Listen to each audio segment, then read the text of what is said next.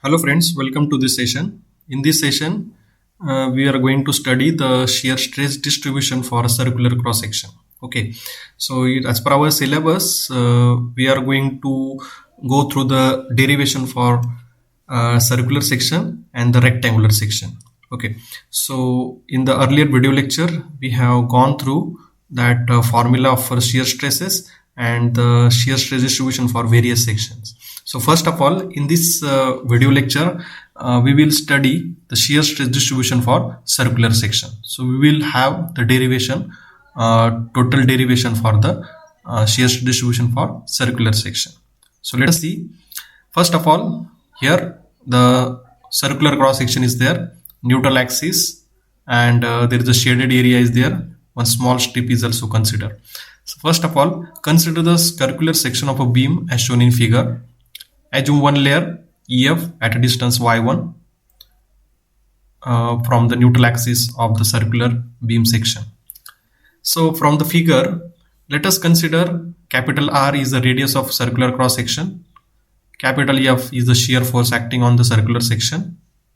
Neutral axis NA symbol. So in the figure, all the notations are shown, but the meaning of all the notations are here. NA is the neutral axis of the beam. Capital EF is the layer of beam at distance y1. So one layer it is considered that EF, which is a distance y1 from the neutral axis. Capital A is the area of section where the shear stress is to be determined, and y bar is the distance of CG of the area from the neutral axis. Okay, so y bar is the distance of CG of the area from the neutral axis. Now shear stress distribution in circular section. So we have the formulas. These formulas we have already derived in the earlier video lecture, that shear stress can be determined by using this formula F A y bar divided by IB. So what is the F? F is the shear force in Newton. Tau, this tau is the shear stress, Newton per mm square most of the time. Capital A is the area of the section where the shear stress is to be determined. Y bar is the distance of CG of area where the shear stress is to be determined. CG of the area from the neutral axis. So that is the Y bar is the distance of CG of the area and the neutral axis, their distance is Y bar. A Y bar is the moment of whole shaded area. So A multiplied by Y bar is the moment of whole shaded area about the neutral axis. Capital I is the moment of inertia. And for circular cross section, we know the moment of inertia. So we know for every section, the moment of inertia about x axis or about y axis. So what is the moment of inertia of circular cross section? I is equal to pi by 64 into d raised to 4. This is the moment of inertia for circular cross section. Small b is the width of the given section where the shear stress is to be determined. Small b is the width. Okay, so you can see in the figure, small b is the width of the strip. In that, we have to determine the shear stress. Now, let us consider one strip of a thickness dy and area dA at a distance y from the neutral axis of the section of the beam. So you can see here it is one strip is there whose thickness is dy and area is dA. Very small strip is there of this section and distance is y. You can see from the neutral axis the strip distance is y. We can see here that width b will be dependent upon the value of y. Okay, so when the y is increases, you can see that it is dependent upon the value of y. Okay, y is increasing or decreasing and the value of b is changes. So let us first determine the value of b, and after that we will determine the value of area of small strip of a thickness dy. So first of all, we have the relationship that b by 2 raised to square is equal to r square minus that it is. Okay, it is a Pythagoras theorem. So from that you can determine the b value. Okay, b is the breadth. Okay, so that breadth value you can determine by Pythagoras theorem. So relation is used and determine that b is equal to 2 into under root of r square minus y square. Okay, so that relation is used, that here that diagonal square is equal to base square height square, so that relation is used. So therefore the area of shaded strip dA, so we have determined b, that value is 2 into under root r square minus r square minus y square. So this b is known, and thickness is also known for the strip dy, so we can determine the area of shaded strip dA is equal to b into dy. So where b is this, so therefore dA is equal to, put the value of b and dy. So this is a cross section area of shaded strip. Now moment of this small strip area about the neutral axis. So area is known, distance, perpendicular distance is known, so you can determine the moment of area of dA. So the perpendicular distance of that from the neutral axis is y, area is dA, so just y into dA. So put the value of dA, that 2 into under root of r square minus y square, so that dy. So if you want to determine the moment of whole shaded area about neutral axis, at that time your capital A y bar is, we have to take the integration of this moment of area with a limit of y1 to r. So y1 is the lower limit, r is the maximum limit. So y1 to r, take the integration of this 2i into under root r square minus y square dy. So we have all values, such as we knows that a y bar, we knows the b value, therefore we can use the expression shear stress formula for a beam of a circular section, and we will put all these values and we can determine the one ultimate relation.